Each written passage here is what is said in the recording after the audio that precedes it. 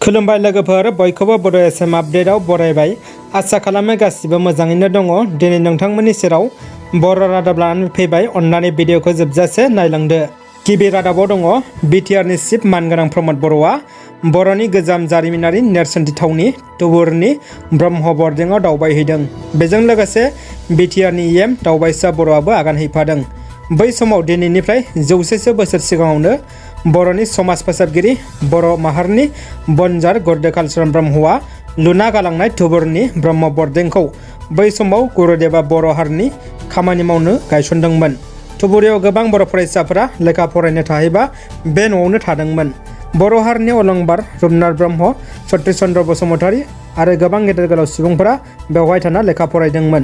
थांनाय 2012 मायथाइयाव बांगाल दावरावनि समाव बे न'फोरखौ सिलिंखार खालामनाय जादोंमन होनना मिथिनो मोन्दों। बे बर'नि जारिमिनारि थावनिखौ बिथां बिटिआरनि चिफ मानगोनां प्रमद बर'आ नायदिंहैनानै फोसाबनायनि थांखिखौ आखायाव लायो। सोनाब बंग'आव बिसायख'थियारि हिंसायारि जाथायाव बोलि जानांना सोनाब बंग'नि गोबां बिजेपिनि मददगिरि हेफाजाबगिरिफ्रा गिखांनानै आसामाव आश्रय लाफैदोंमोन। दा बैसोर सुबुंफोरखौ आसाम पुलिसआ सोनाब बंग पुलिसनो गथायना होबाय होनना खौरांनिफ्राय मिथिनो मोननाय जादों। दानिया फैबावदो गुबुन मोनसे खौराङाव। दिनै 13 मेनिफ्राय आसामनि मुंदांखा धोरोमसालि कामाख्या थानसालिखौ 15 साननि थाखाय बन्द फोसावबाय। फिन फुजिगिरिफोरनि थाखाय बन्द फोसावदों कामाख्या थानसालिखौ। कभिड-19 खौ नोजोर लाखिनानै 13 मे खालारनिफ्राय 15 साननि थाखाय बन्द फोसावदों थानसालिखौ। थानसालिनि सामलाय आफादा मैया 12 मे खालि बे बाथ्राखौ फोसावदों। गोदान फोसावलाय फैयैसिम कामाख्या थानसालिया बन्द थागोन होनना फोसावदों। मख'जाथावदि कभिडनि थाखाय सिगांबो कामाख्या थानसालिखौ बन्द लाखिनाय जादोंमोन। आरोबाव दा थासारिखौ नोजोर होना बन्द फोसावनो गोनां जाबाय। पेलेस्टाइन आरो इजराइलनि गेजेराव दावहानि अरा जोंब्लावसिनदों।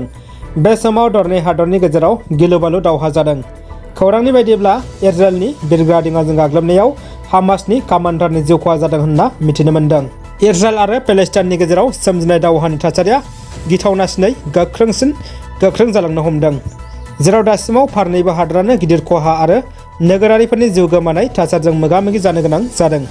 खौरां मोननाय बायदिब्ला पेलेस्टाइनआ इजराइलनि सायाव 130निबो बारा रकेट बेफ्रना गाग्लोबनायनि उनावनो फिन जाथाय महरै बुधबारखालि पेलेस्टाइननि गाजा नोगोराव इजराइलआ बिरग्रा दिङाजों गाग्लोबो।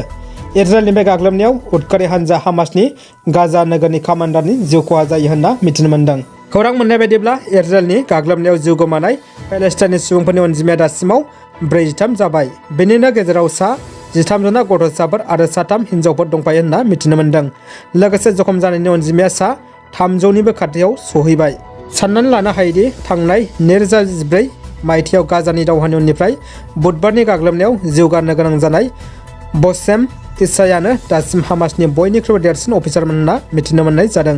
दानिया फैदो जोबथा खौराङाव। रायजोआव फिन जिनाहारनि जाथाया जाबावदों।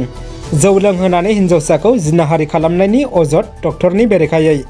काछार जिल्लायाव जादों बे मुगैथाव जाथाया।